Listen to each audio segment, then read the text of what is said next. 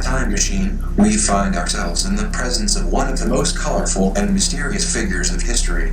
His name is Colonel Edward Mandell House. House was never in the military. The title of colonel was honorary, granted by the governor of Texas in appreciation for political services. He was one of the most powerful men in American politics and, yet, virtually unknown to most Americans today. He was the personal advisor to Presidents Wilson and Roosevelt. He was close to the Morgan banking dynasty and also to the powerful banking families of Europe.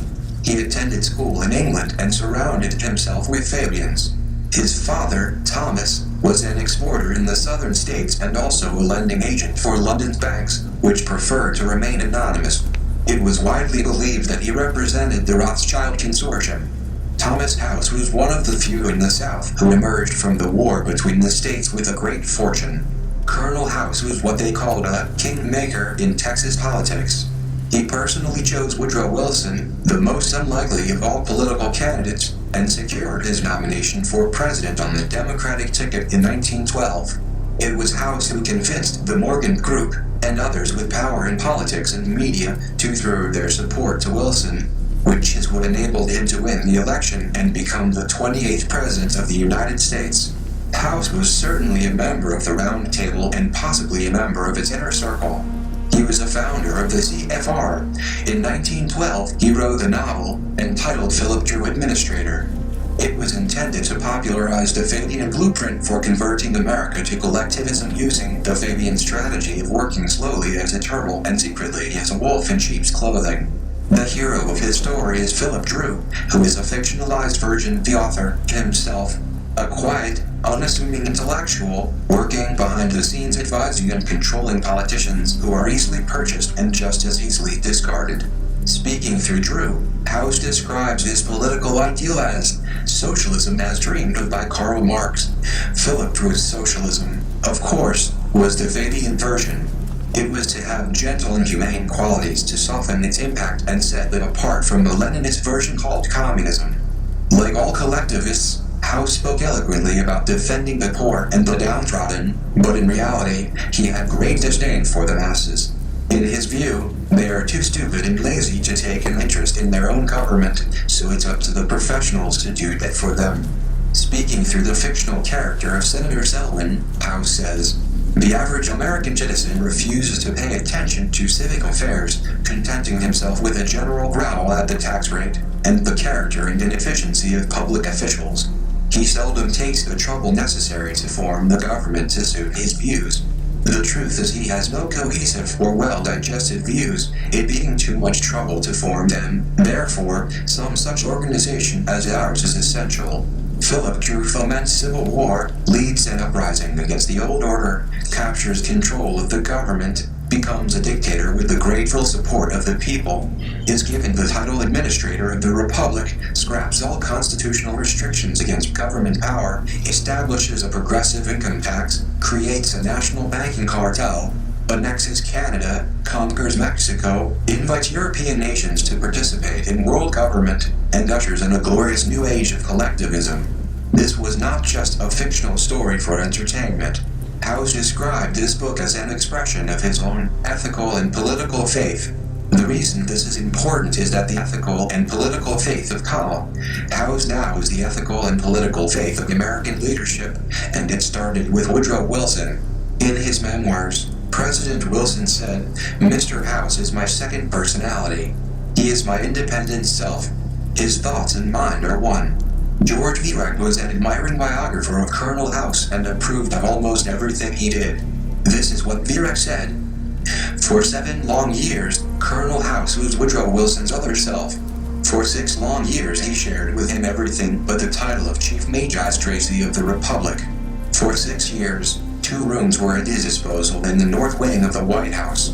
It was House who made the slate for the cabinet, formulated the first policies of the administration, and practically directed the foreign affairs of the United States. We had, indeed, 2 presidents for one. He was the pilot who guided the ship. The war to make the world safe for democracy. As we contemplate a member of the Rhodes Secret Society occupying 2 rooms in the White House, virtually in control of American foreign policy, Our time machine finally brings us to World War I.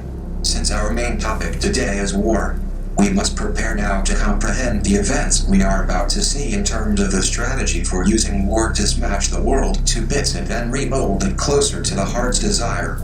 The sinking of the Lusitania was the event that, more than any other, motivated the American people to accept the necessity and the morality of getting into World War I. Prior to that time, there was great reluctance to participate in a war that had little to do with American interests. However, when the Lusitania left New York Harbor on May 1st, 1915, with 196 Americans on board and was sunk 6 days later off the coast of Ireland, it became a cause célèbre that moved the American consciousness into a war mood against Germany. Americans were outraged at a nation that could viciously and cold-heartedly attack a peaceful passenger ship. What is not well known about that piece of history is the role played by J.P. Morgan. As you recall, the CFR was described by Professor Quigley as a front for J.P. Morgan and Company. We must remember that Morgan was not only a founding member of the CFR, he was also a member of the Round Table, the inner group directing it. So how does Morgan fit into this? During World War I, the Morgan Bank was the subscription agent for war loans to England and France. These countries had exhausted their financial resources to continue the war against Germany. So they came to the United States and asked J.P. Morgan, who was culturally closer to Britain than to America, to be their agent for selling war bonds. The House of Morgan was happy to do that, and it floated approximately $1.5 billion in war bonds on behalf of England and, to a lesser extent, for France. Morgan was also a contract agent for these countries when they purchased materials and supplies from American firms. That means he had a wonderfully profitable revolving door in which he received a piece of the action as the money went out of the country as loans and again, when it came back into the country, for the purchase of materials.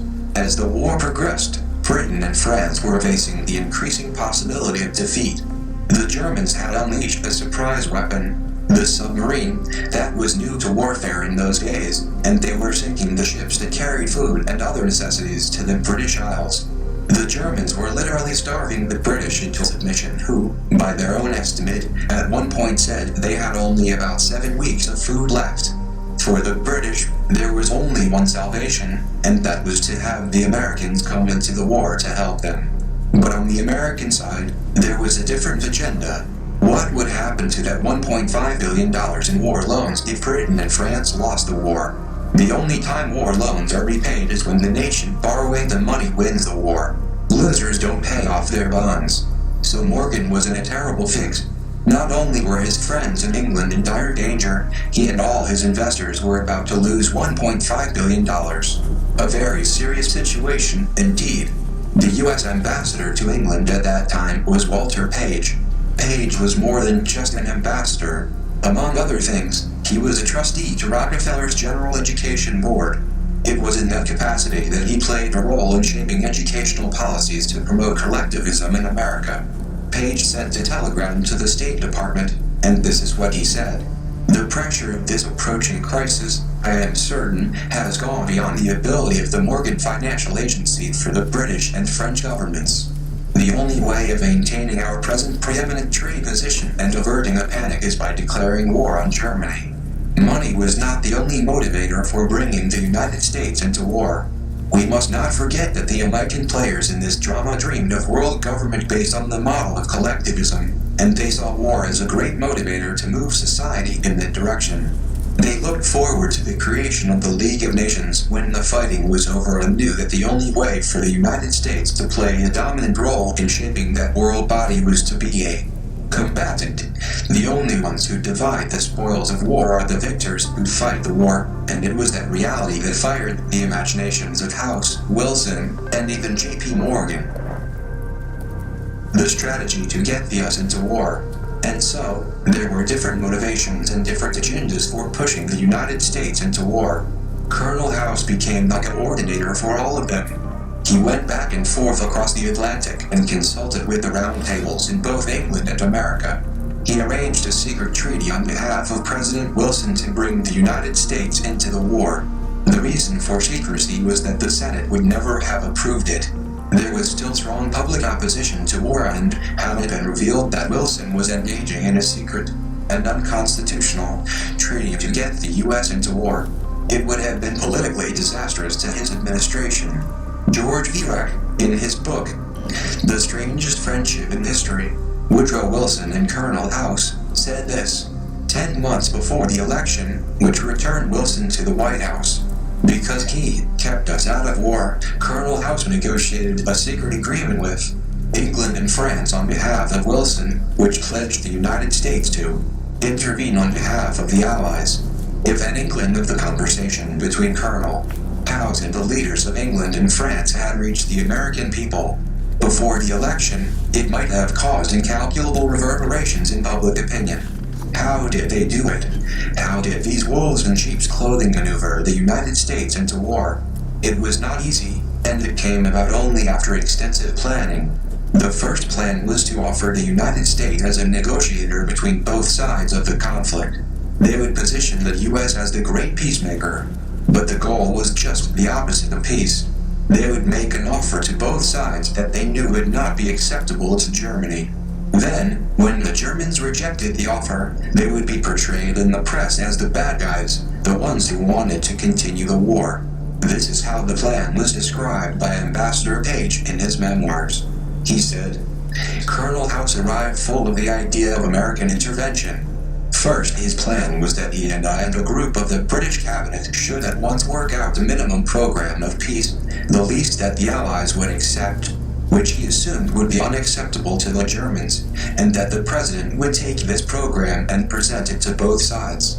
The side that declined would be responsible for continuing the war. Of course, the fatal moral weakness of the foregoing scheme is that we should plunge into the war, not on the merits of the cause, but by a carefully sprung trick. Aggravate, insulate, facilitate. The trick eventually evolved into something far more dramatic than peace negotiations. It called for 3 strategies in one. They were aggravate, insulate, and facilitate. The first stage was to aggravate the Germans into an attack, literally to goad them until they had no choice but to strike back. Much of this was implemented from the British side. Churchill established the policy of ramming German submarines. Prior to that, there was a code of naval warfare called the Cruiser Rules, requiring that, when a warship challenged an unarmed merchant ship, it would fire a shot across its bow. The merchant ship would be expected to stop its engines, and it would be given time for the crew to get into lifeboats before the ship was sunk. It was a small humanitarian gesture in the middle of warfare. That is the way it was done until Churchill, as Lord of the Admiralty, ordered all merchant ships, regardless of circumstances, to steam full speed directly toward German submarines in an attempt to ram and sink them. This eliminated the distinction between merchant ships and warships. From then on, all merchant ships had to be considered as warships, and Germany abandoned the policy of firing warning shots. When that happened, those seeking to bring the United States in the war had a heyday.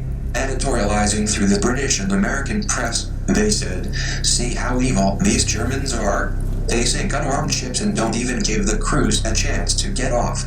It is our moral duty to fight against such evil." Churchill ordered British ships to remove their names from the hulls and to fly the flags of neutral nations, especially the American flag, so the submarine captains couldn't tell what nationality the ships really were. He wanted Germans to torpedo American ships by accident.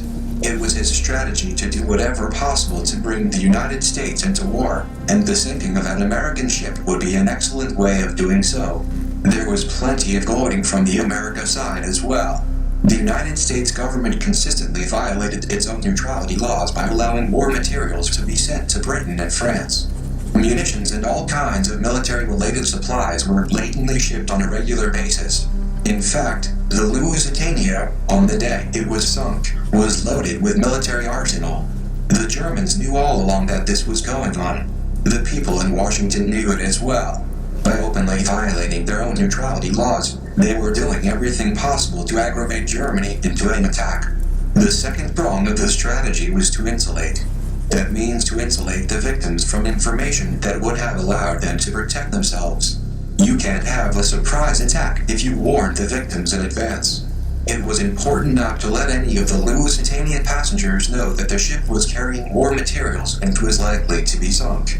They could not be allowed to know that several of its decks, normally assigned to passenger quarters, had been cleared out and loaded with military-related supplies, including ammunition and explosive primers.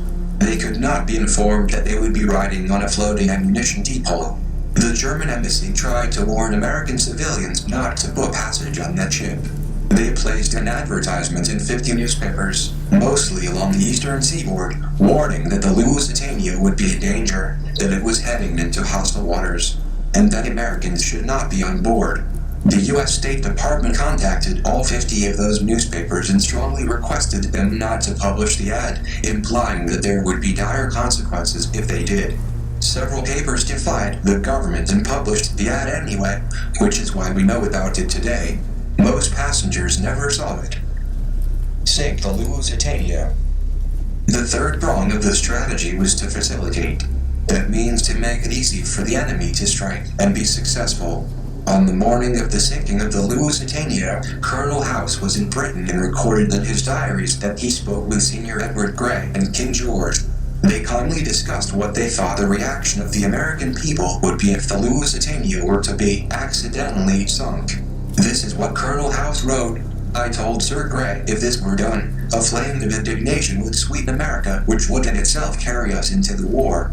4 hours after that conversation, the Lusitania entered the war zone where German submarines were known to be active. Designed and built by the British to be converted into a ship of war, if necessary, she had 4 boilers, was very fast, and could outrun a submarine. That means she was vulnerable only to subs that were ahead of her path, not those to the side or behind. This greatly improved her chances for survival, especially with a military escort running ahead. However, this was not to be her destiny. On this voyage, she had been ordered to turn off one of her boilers. She was running on 3 turbines instead of 4. At only 75% speed, she was now vulnerable to attack from all sides. The Juno was a British destroyer that had been assigned to escort her through those dangerous waters. At the last minute, the Juno was called back by the British Admiralty and never made its rendezvous. Inevitably, the Lusitania, running at reduced speed and without protection, pulled into the periscope view of the U-20 German submarine. One torpedo was fired directly mid-center. There was a mighty explosion. As the Germans were preparing for the second torpedo, much to their surprise, there was a second explosion, and the whole bottom of the ship blew out. Exploration of the wreckage in later years shows that it was an outward explosion. Something inside blew up with a tremendous force, and the great ship sank in less than 18 minutes. The strategists finally had their cause. This was the dastardly deed of those warmongering Germans who were sinking passenger ships with innocent civilians on board. The flame of indignation was ignited and eventually it did sweep America into war on April 16, 1917. 8 days later, Congress authorized $1 billion of taxpayer money to be sent to Britain and France to assist in the war effort. The next day, the first $200 million was sent to Britain and immediately applied to the Morgan debt. A few days later, $100 million was sent to France, and the same thing happened. It was applied to the Morgan debt. By the end of the war, $9.5 billion had been sent to the Allies and applied to the Morgan debt. We must add to that the infinitely higher cost of American blood sacrifice on the altar of collectivism in a war supposedly to make a world safe for democracy. It's a twist of irony that the world really was made safe for democracy, when one realizes that the word democracy is a synonym for one of the pillars of collectivism. It is the embodiment of the concept that the group is more important than the individual, and it is that rationale that allowed round-table members on both sides of the Atlantic to plot the death of innocent civilians as a small price to pay for the greater good of the greater number. World War II. We are back in our time machine now and find ourselves at the beginning of World War II. The parallels to World War I are striking. Britain, again, was losing the war with Germany. The President of the United States, again, was a collectivist surrounded by Fabians and Leninists. The primary difference was that the center of gravity in the CFR was swinging away from the Morgan Group and toward the Rockefeller Group. Other than that, things were pretty much the same. Colonel House was still a presidential advisor, but his rooms at the White House now were occupied by Harry Hopkins. Hopkins was not a collectivist agent of the Fabians. He was a collectivist agent of the Soviets. The American people were still opposed to war, and, once again, there were secret arrangements at the highest levels of government to maneuver the United States into war without the voters suspecting it. The strategy was to get the Axis powers to strike first, all the while convincing the American people that their leaders were opposed to war. It was almost an exact repeat of the ploy used in World War I. On October 30th, 1941, in a campaign speech in Boston, FDR made this amazing statement, and while I am talking to you mothers and fathers, I will give you one more assurance. I have said this before, but I shall say it again and again and again. Your boys are not going to be sent into any foreign wars. FDR repeated that pledge many times, all the while working behind the scenes to get the United States into war. The president's speechwriter at that time was Robert Sherwood, who later became a famous author and playwright. On this topic, Sherwood said, "Unfortunately for my own conscience, I happened at the time to be one of those who urged him to go the limit on this, feeling as I did, that any risk of future embarrassment was negligible as compared to the risk of losing the election." Sherwood said that, while they were discussing the contradiction between the president's words and his deeds, Roosevelt replied, "Of course, we'll fight if we're attacked. If someone attacks us, then it isn't a foreign war, is it?" There, in a single sentence, was the basic strategy. If the United States could become the victim of an attack, then the American people would respond to patriotic instincts and clamor for war. The only question remaining was how to bring this about.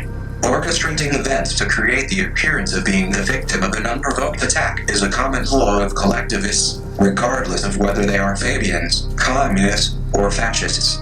Hermann Göring was the second in command of the Nazi regime in Germany, reporting only to Hitler himself. At the end of World War II, he was among those who were imprisoned and sentenced to death at the Nuremberg trials for war crimes. The prison psychologist was Gustav Gilbert, a German-speaking intelligence officer in the U.S. military. In his book, Nuremberg Diary, Gilbert describes a conversation with Göring in which he explained his classic hallmark of collectivism. Sweating in his cell in the evening, Göring was defensive and defeated and not very happy over the turn the trial was taking. We got around to the subject of war again, and I said that, contrary to his attitude, I did not think that the common people are very thankful for leaders who bring them war and destruction. Why, of course, the people don't want war, Göring shrugged. Why would some poor slob on a farm want to risk his life in a war when the best that he can get out of it is to come back to his farm in one piece? Naturally, the common people don't want war, neither in Russia, nor in England, nor in America, nor for that matter in Germany. That is understood. But, after all, it is the leaders of the country who determine the policy, and it is always a simple matter to drag the people along, whether it is a democracy or a fascist dictatorship or a parliament or a communist dictatorship. There is one difference, I pointed out. In a democracy, the people have some say in the matter through their elected representatives, and in the United States, only Congress can declare war. Oh, that is well and good, but voice or no voice, the people can always be brought to the bidding of the leaders. That is easy.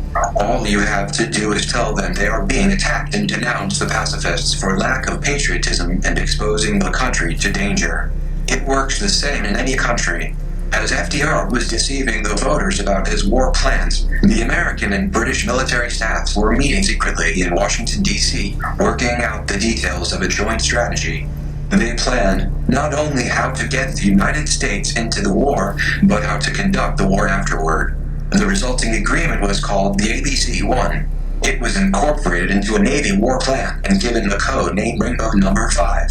We now have a great deal of information on this plan, although, at the time, it was highly secret. The key for getting into the war was to maneuver the Axis powers to strike first to make it look like the U.S. was an innocent victim. Their first hope was that Germany would attack. If that didn't work, the fallback plan was to provoke Japan. This policy was summarized in a memorandum to FDR by Admiral Stark, Chief of Naval Operations. He said, It would be very desirable to enter the war under circumstances in which Germany were the aggressor and in which case Japan might then be able to remain neutral. However, on the whole, it is my opinion that the United States should enter the war against Germany as soon as possible. Even if hostilities with Japan must be accepted, the sooner we get in the better. In an effort to provoke an attack from Germany, FDR sent U.S. naval ships to escort British convoys carrying war supplies, knowing that they would be targets for German submarine attack. When Germany refused to take the bait, he ordered U.S. ships to actually get into the middle of sea battles between British and German warships. The strategy was simple. If you walk into the middle of a barroom brawl, the chances of getting slugged are pretty good. On October 17, 1941, an American destroyer, the USS Kearney, rushed to assist a British convoy near Iceland that was under attack by German submarines. It took a torpedo hit and was badly damaged. 10 days later, FDR delivered his annual Navy Day speech in Washington and said, "We have wished to avoid shooting, but the shooting has started, and history has recorded who has fired the first shot. In the long run, however, all that will matter is who fired the last shot. America has been attacked. The USS Kearney is not just a Navy ship. She belongs to every man, woman, and child in this nation. Hitler's torpedo was directed at every American. When it became known that the Kearney had aggressively sought combat, the public lost interest, and FDR dropped the rhetoric. It was time to involve Japan, and it was clear that the drama had to involve more than one ship. Maneuvering the Japanese into firing the first shot. The Secretary of War at that time was Henry Stimson, a member of the CFR. In his diaries he said, "In spite of the risk involved, however, in letting the Japanese fire the first shot, we realized that, in order to have the full support of the American people, it was desirable to make sure that the Japanese be the ones to do this so that there could be no doubt in anyone's mind as to who were the aggressors. The question was how we should maneuver them into firing the first shot without allowing too much damage to ourselves. It was a difficult proposition. How was it done? It was accomplished exactly as in World War I, aggravate, facilitate, insulate. Aggravate the enemy into an attack. Facilitate his attack to make it easy with no opposition. Insulate the victims from any knowledge that would allow them to escape their fate. For many years, the government denied any knowledge of the impending Japanese attack. But, gradually, the pieces of the puzzle began to bubble up out of the mire of secrecy and, one by one, they have been assembled into a clear picture of the most monstrous cover-up one can possibly imagine. The smoking gun was discovered in 1995. Author Robert Stinnett found a memo in the Navy archives written by Lieutenant Commander Arthur McCollum, who was assigned to Naval Intelligence. The memo was dated October 7, 1940. It was directed to two of FDR's top naval advisors, Captain Dudley Knox and Captain Walter Anderson, who was head of Naval Intelligence. This memo was approved by both men and forwarded to FDR for action. The full text is now public information, and a photo of it appears in Stinnett's book, Day of Deceit, The Truth About FDR and Pearl Harbor. The McCollum Memorandum contained an 8-point plan of action to implement a 2-point strategy. The 2 points were: 1. Aggravate Japan into a military strike as a matter of economic necessity and national honor on her part. And 2. Facilitate the attack by not interfering with Japan's preparations and by making the target as vulnerable as possible. At the conclusion of the last point of strategy, the memorandum said, if by these means Japan could be led to commit an overt act of war, so much the better. The necessity to insulate the victims from any foreknowledge of the attack was not mentioned in the memorandum, but it was not necessary to do so. Obviously, this plan could not succeed if the targeted victims were warned in advance.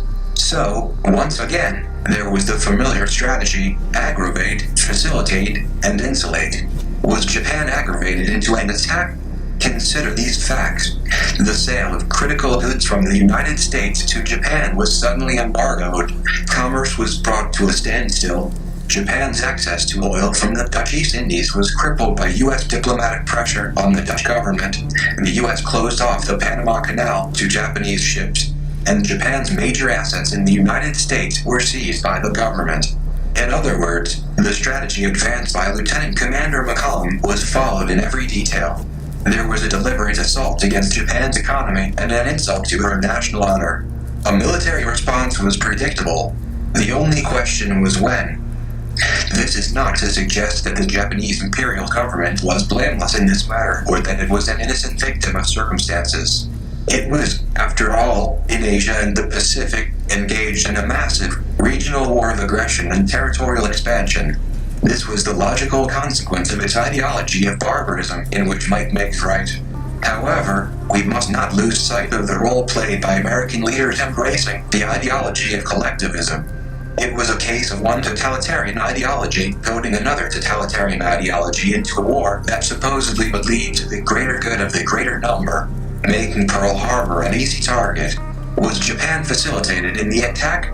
There is massive evidence to support that conclusion, but we have time here for only a few examples. A Japanese spy by the name of Tadashi Morimoto was sent to Pearl Harbor under the cover of a phony political assignment at the Japanese embassy. The FBI knew that his real name was Takeo Yoshikawa and that he had been trained as a military officer. He had no political experience, so they knew his assignment to a political post was a cover.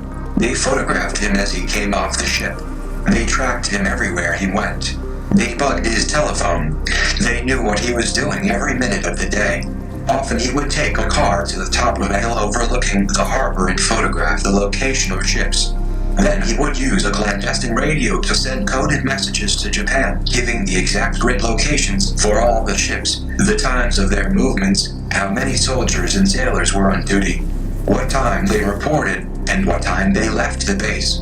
All of this information was clearly of military importance and pointed to the possibility of a surprise attack. The FBI wanted to arrest Yoshikawa and send him home, but the Office of Naval Intelligence intervened, with White House approval, saying, "Leave this guy alone. He is our responsibility to WELL handle it." J. Edgar Hoover, who was head of the FBI at that time, objected strongly, and it almost erupted into a contest of interagency authority between the FBI and Naval Intelligence. In the end, Naval Intelligence had its way, and Yoshikawa was allowed to continue his mission without even knowing he was being watched. Just 4 days before the attack, U.S. Navy intelligence intercepted this message from Yoshikawa: "No change observed by afternoon of 2 December. So far they do not seem to have been alerted. Shore leave as usual." On December 6th, just 1 day before the attack, this message was intercepted. There are no barrage balloons at these places, and considerable opportunity is left for a surprise attack. It was bizarre. Here was an enemy agent gathering strategic information in preparation for a surprise attack on American forces, and people at the highest levels of the United States government were protecting him. They deliberately allowed the flow of information to continue so the Japanese would be successful in their mission. Vacancies policy. Another example of facilitating the attack on Pearl Harbor is what was called the vacancies policy. For many months, the Navy had known from what direction the Japanese were likely to approach, what sea corridor they would use to launch their attack. They even had conducted maneuvers simulating it themselves. One was called Exercise 191, and the other OPORD-1, because of weather patterns, sea currents, location of commercial ship lanes, demand on fuel supplies, and other factors. They knew that the Japanese would approach from the North Pacific Ocean in an operational area between 157 and 158 degrees west longitude. This presented a special challenge. If the crew of any ship had seen the Japanese armada steaming toward Hawaii, they undoubtedly would have used a radio to send word ahead. They would have said, "Hey, there's something going on here. There's a fleet of aircraft carriers and destroyers heading your way." That, of course, would have spoiled everything.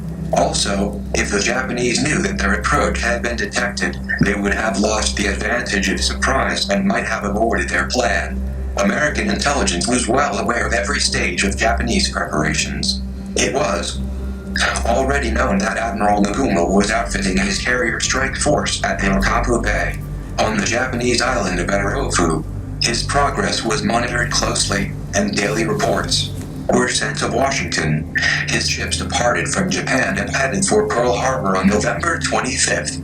Within hours, Navy headquarters in Washington initiated the vacancies directive that all military and commercial ships must now stay out of the North Pacific corridor. They were diverted hundreds of miles on a trans-Pacific route through the Torres Straits so there would be no encounter that might alert the intended victims or cause the Japanese to abort their mission. The next stage in the strategy was to bring the ships of the 7th Fleet home from sea duty and bottle them up inside Pearl Harbor. That would make them easy targets because they couldn't maneuver. To accomplish this over the strong objection of Admiral Kimmel, who was in charge of the fleet, his superiors in Washington cut back on deliveries of fuel. Without fuel, Kimmel had no choice. He had to curtail training exercises at sea and bring his ships back into port. In his memoirs, published in 1955, he said, "Shortly after I organized the fleet in 3 major task forces, I attempted to keep 2 of the 3 forces at sea and only 1 at Pearl Harbor. I quickly found that fuel deliveries were falling behind consumption. The reserves were being depleted at a time when it was imperative to increase them. It was this fact, and this alone, which made it necessary to have 2 task forces simultaneously in Pearl Harbor. A congressional investigation in 1946 revealed that, just a few days before the attack, Navy headquarters in Washington ordered 21 of the most modern ships in the 7th Fleet to leave Pearl Harbor and deploy at Wake and Midway Islands. The aircraft carriers, Lexington and Enterprise, were among those ships. This not only left the remaining fleet with drastically reduced protection, it also meant that the ships anchored in the harbor were primarily old relics from World War I, many of which were already slated to be scrapped. As Secretary of War Stimson had stated in his diaries, the question was how we should maneuver them into firing the first shot without allowing too much damage to ourselves. Sacrificing only the old and marginally useful ships was the solution to that problem. Were the victims at Pearl Harbor insulated from information that might have allowed them to protect themselves? Could those thousands of Americans who lost their lives and alerted in time to take defensive action? Or would they deliberately sacrifice because their deaths were needed to create the emotional drama to justify going to war? The answer to that question is not a pleasant one. Red Cross officials were told. In the June 1999 issue of Naval History, military historian Daryl Borkist published the records of the American Red Cross activities in Hawaii during the weeks immediately prior to the December 7th attack. Those records reveal that Red Cross facilities had been greatly expanded during that period and massive amounts of medical supplies had been delivered. That by itself would not be surprising because there had been awareness of the possibility of war in the Pacific, and it could be argued that the Red Cross was merely preparing for that possibility. This comforting explanation, however, is greatly strained by the fact that the supplies were not sent to the Red Cross but were hidden in an Army warehouse until after the attack. Borkist described them as a secret cache of medical supplies. The annual report of the Red Cross Hawaii chapter for the fiscal year ending June 30th, 1942, confirms that. We obtained from national headquarters of the American Red Cross in Washington vital medical supplies and drugs to the value of some $50,000, which were here before December 7th th, unbeknown save to a very few, and were stored in cooperation with the Army. We likewise obtained from Washington first aid equipment and supplies to the value of about $25,000, which were also available. Medical personnel in Hawaii were not allowed to know this. Even before the casualties of war, they were running low on almost everything, while a large stockpile of what they needed was hidden in a nearby warehouse. The Red Cross field director at that time was Nell Ennis, stationed at the U.S. Naval Hospital in Pearl Harbor. Describing her experience for November and the first week of December, she said, "The greatest difficulty was the fact that the supplies ordered in October had not been received. This was a real handicap, for, as we were expecting this shipment daily, we did not want to make local purchases, thereby duplicating the order." Don C. Smith was the director of war service for the Red Cross just prior to the attack. In the 1970s, he confided to his daughter and granddaughter that he had ordered the shipping of those supplies because he knew the Japanese attack was coming. He had been told this by no lesser authority than the president. On September 5th, 1995, Smith's daughter, Helen E. Hammond, heard about the efforts of the families of Admiral Kimmel and General Short to posthumously restore their rank and good name. Remembering what her father had told her, she sent a letter to President Clinton in which he wrote, "Shortly before the attack in 1941, President Roosevelt called him, Smith, to the White House for a meeting concerning a top-secret matter. At this meeting, the president advised my father that his intelligence staff had informed him of a pending attack on Pearl Harbor by the Japanese. He anticipated many casualties and much loss. He instructed my father to send workers and supplies to a holding area in the POE, port of entry on the west coast, where they would await further orders to ship out. No destination was to be revealed. He left no doubt in my father's mind that none of the naval and military officials in Hawaii were to be informed, and he was not to advise the Red Cross officers who were already stationed in the area. When he protested to the president, President Roosevelt told him that the American people would never agree to enter the war in Europe unless they were attacked within their own borders. He, Smith, was privy to top-secret operations and worked directly with all of our outstanding leaders.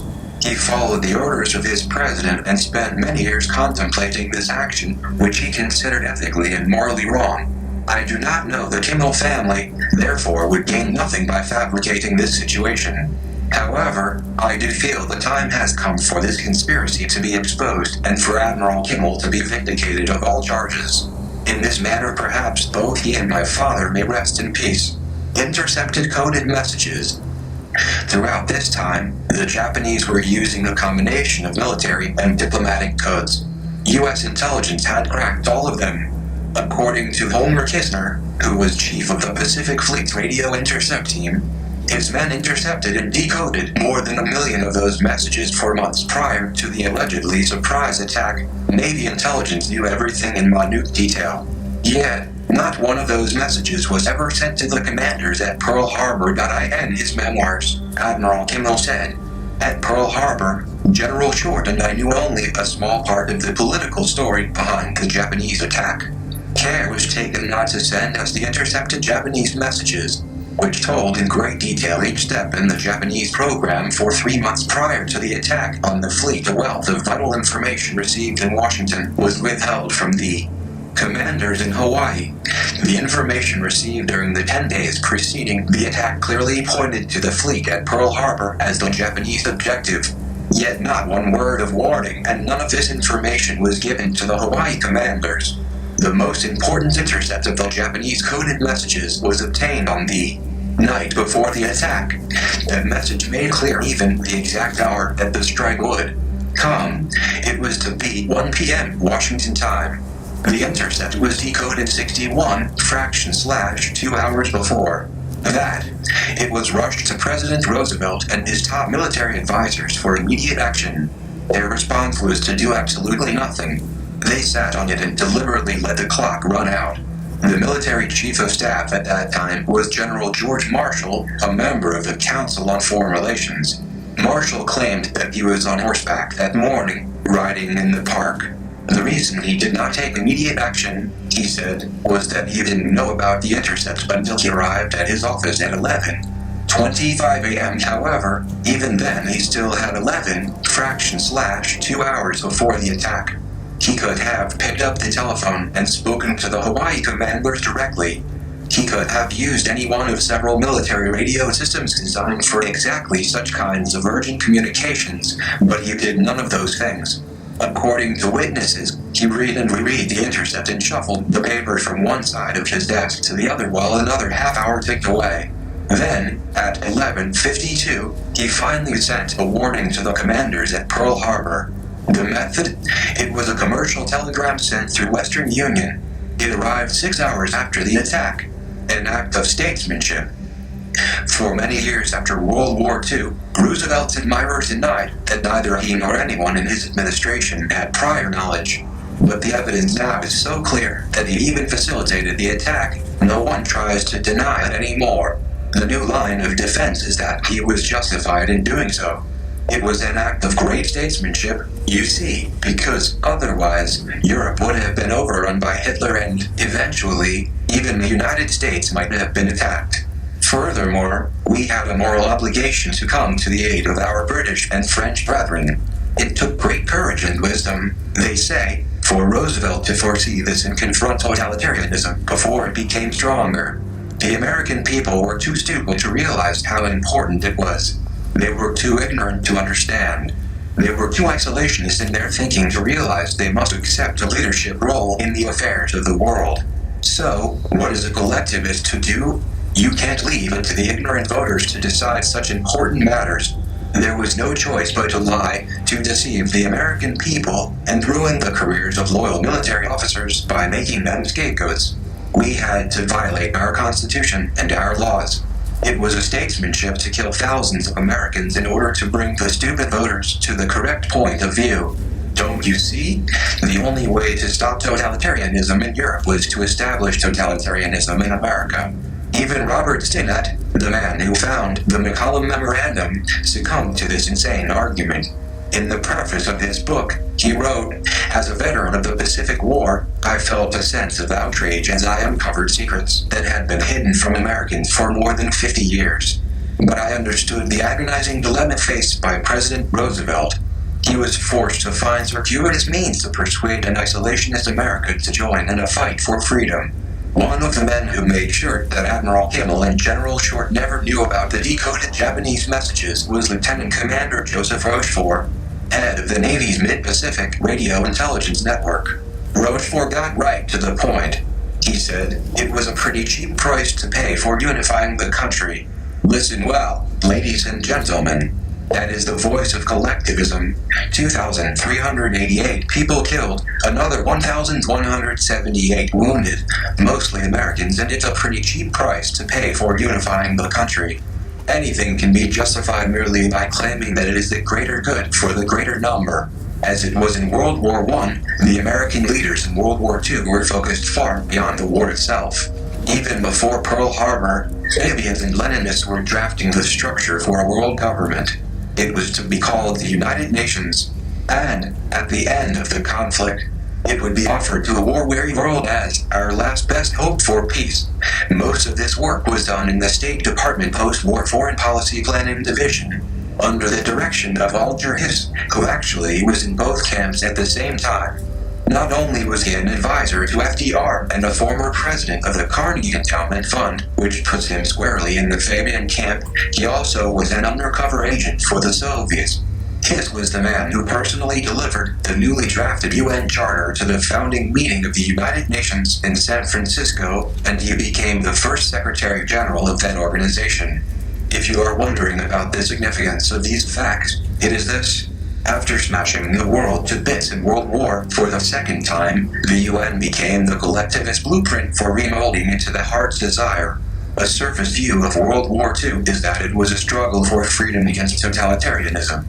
A deeper and more realistic view is that it was a war between three branches of collectivism fighting for global dominance.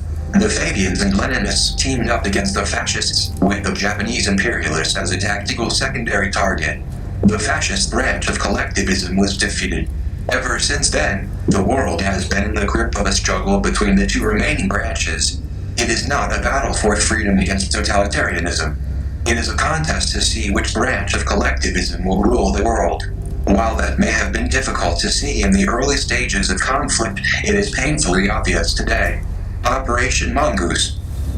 In a moment, our time machine will deliver us to the year 2002 and the war on terrorism. But along the way, we must make a short stop at the year 1962. The exact date is August 8th. It is 16 months after the Kennedy administration had been embarrassed by a botched invasion of Cuba at the Bay of Pigs. We find ourselves now at the Pentagon in the offices of General Lyman Lemnitzer, who is the chairman of the Joint Chiefs of Staff. We are watching as the General signs a top-secret document destined for the Secretary of Defense, who, at this time, is Robert McNamara, a member of the CFR. The most important part of this document is contained in the appendix to Enclosure A, and the subject line of that section reads, Justification for U.S. Military Intervention in Cuba.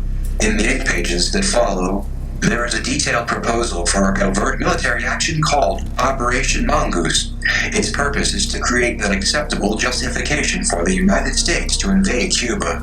The preferred scenario is to convince the Cuban government that it is about to be attacked and, thereby, goad it into some kind of military action, which then could be pointed to as aggression against the U.S. It is the old, familiar strategy to aggravate an opponent into a first strike. If that should fail, the secondary scenario is to stage phony attacks against the American base in Guantanamo and against civilian commercial aircraft, making it look like the work of the Cuban military.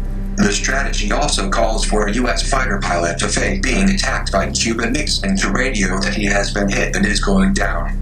Then he is to fly to a secret installation where the tail number of his plane will be changed so the plane genuinely will be missing from the roster. Meanwhile, a U.S. submarine is to disperse aircraft parts and a parachute into the waters near Cuba, where they will eventually be found by search and rescue teams. In addition to these phony attacks, covert agents are to launch real terrorist attacks against civilians in Miami and Washington, D.C., with genuine casualties. The plan is to make the U.S. appear to be a victim of unprovoked attacks by a ruthless enemy, and this will prepare world opinion to accept an all-out invasion of Cuba as justified retaliation. As we stand here listening to the details of this plan, we would find it impossible to believe that such treachery is actually being contemplated by high-ranking U.S. military officers, were it not for the fact that we are looking at the document with our own eyes. By the way, Operation Mongoose has since been declassified as a result of the Freedom of Information Act, and if you want to read it for yourself, it can be downloaded from the National Archives website. Here are a few excerpts taken from that document. This plan should be developed to focus all efforts on a specific ultimate objective which would provide adequate justification for U.S. military intervention. Such a plan would enable a logical build-up of incidents to be combined with other, seemingly unrelated events to camouflage the ultimate objective and create the necessary impression of Cuban rashness and irresponsibility on a large scale, directed at other countries as well as the United States. The desired resultant from the execution of this plan would be to place the United States in the apparent position of suffering defensible grievances from a rash and irresponsible government of Cuba and to develop an international image of a Cuban threat to peace in the Western Hemisphere. 1. Since it would seem desirable to use legitimate provocation as the basis for U.S. military intervention in Cuba, a covert deception plan could be executed as an initial effort to provoke Cuban reactions. Harassment plus deceptive actions to convince the Cubans of imminent invasion would be emphasized. 2. A series of well-coordinated incidents will be planned to take place in and around Guantanamo to give genuine appearance of being done by hostile Cuban forces. A. Incidents to establish a credible attack, not in chronological order. 1. Start rumors, many. Use clandestine radio. 2. Land friendly Cubans in uniform over the fence to stage attack on base. 3. Capture Cuban-friendly saboteurs inside the base. 4. Stage riots near the base main gate, friendly Cubans. 5. Blow up ammunition inside the base. Start fires. 6. Burn aircraft on airbase, sabotage. 7. Lob mortar shells from outside of base into base. Some damage to installation. 8. Capture assault teams approaching from the sea or vicinity of Guantanamo City. 9. Capture militia group which storms the base. 10. Sabotage ship in harbor. Large fires, naphthalene. 11. Sink ship near harbor entrance. Conduct funerals for mock victims. 3. Remember the main incident could be arranged in several forms. A. We could blow up a U.S. ship in Guantanamo Bay and land Cuba. B. We could blow up a drone, unmanned vessel anywhere in the Cuban waters. The presence of Cuban planes or ships merely investigating the intent of the vessel could be fairly compelling evidence that the ship was taken under attack. The U.S. could follow up with an air-sea rescue operation covered by U.S. fighters to evacuate remaining members of the non-existent crew. Casualty lists in U.S. newspapers would cause a helpful wave of national indignation. 4. We could develop a communist Cuba terror campaign in the Miami area, in other Florida cities, and even in Washington. The terror campaign could be pointed at Cuban refugees seeking haven in the United States. We could sink a boatload of Cubans en route to Florida, real or simulated. We could foster attacks on lives of Cuban refugees in the United States even to the extent of wounding in instances to be widely publicized. 6. Use of MiG-type aircraft by U.S. pilots could provide additional provocation. Harassment of civil air, attacks on surface shipping, and destruction of U.S. military drone aircraft by MiG-type planes would be useful as complementary actions. An F-86 properly painted would convince air passengers that they saw a Cuban MiG, especially if the pilot of the transport were to announce such fact. In action item number 8, Operation Mongoose proposed an incident designed to convince the world that Cuban MiG had shot down a civilian commercial aircraft as it flew near Cuba on its way from the United States to someplace in South America. It was to be a chartered flight utilizing one of the air services in the Miami area that are secretly operated by the CIA. An aircraft at Elgin Air Force Base was to be painted and numbered as an exact replica of the commercial craft. The duplicate would be substituted for the original and loaded with passengers who were carefully selected government operatives using false names. The original aircraft would be converted to a drone and flown by remote control. Both planes would rendezvous south of Florida. The document continues. From the rendezvous point, the passenger-carrying aircraft will descend to minimum altitude and go directly into an auxiliary field at Elgin AFB, where arrangements will have been made to evacuate the passengers and return the aircraft to its original status. The drone aircraft, meanwhile, will continue to fly the final flight plan. When over Cuba, the drone will be transmitting on the international distress frequency a Mayday message stating he is under attack by Cuban MiG aircraft. The transmission will be interrupted by destruction of the aircraft, which will be triggered by radio signal. This will allow ICAO radio stations in the Western Hemisphere to tell the U.S. what has happened to the aircraft instead of the U.S. trying to sell the incident. The blueprint for Operation Mongoose is much too long to quote in its entirety, but I think this gives you a pretty good idea of its nature. Even though the plan was never put into action, the fact that it was even theorized and sent to the Secretary of Defense with a recommendation for consideration is highly significant. Some will say that plans like this should be of no concern to us. They are just paper war games. And military people are expected to dream of all sorts of scenarios to cover every conceivable event so as to have a prepared response ahead of time, no matter what happens. That may be true, but Operation Mongoose is not in that category. It is not a plan to react to an aggressive move by a potential enemy. It is a plan to be the aggressor and to conceal that fact from the world. It undoubtedly was justified by the argument that communist Cuba is a threat to the security of the American people, and whatever it takes to eliminate that threat is acceptable. It is a classic example of collectivist morality, a philosophy that declares anything to be ethical so long as it can be said to be for the greater good of the greater number. Communism in Cuba or anywhere else should be opposed because it is the embodiment of collectivism. However, if we oppose the Cuban brand of collectivism by accepting an American brand of collectivism, we will lose the war for freedom, and we will do it to ourselves. We will not be conquered by enemies from abroad, but we will be enslaved by enemies from within. End of part 3.